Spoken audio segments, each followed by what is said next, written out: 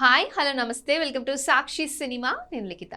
Animal hit తర్వాత సందీప్ రెడ్డి వంగ దర్శకత్వంలో వస్తున్న సినిమా స్పిరిట్.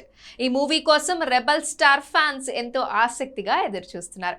ఈ మూవీలో ప్రభాస్ తొలిసారి పోలీస్ ఆఫీసర్ పాత్రలో నటిస్తున్నారు.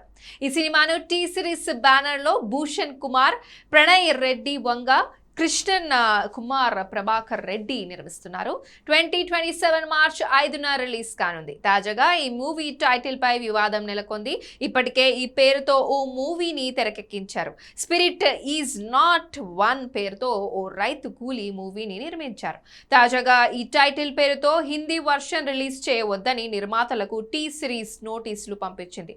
హిందీ వర్షన్ రిలీజ్ చేయడానికి లేదా హిందీ రైట్స్ అమ్ముకోవడానికి వీల్లేదని నోటీస్ లో పేర్కొంది.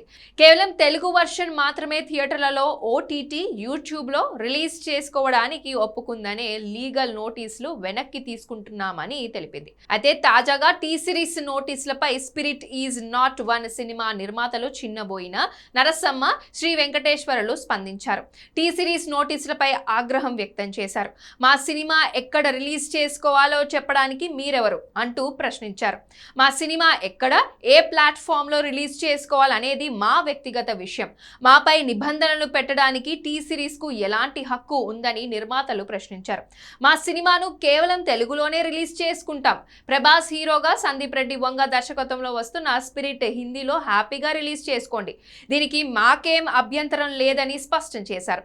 సినిమా హక్కుల విషయంలో కార్పొరేట్ సంస్థల బెదిరింపులకు భయపడేది లేదని, ఈ ఏకపక్ష షరతులకు తాము అంగీకరించడం లేదని మూవీ టీమ్ తెగేసి చెప్పింది.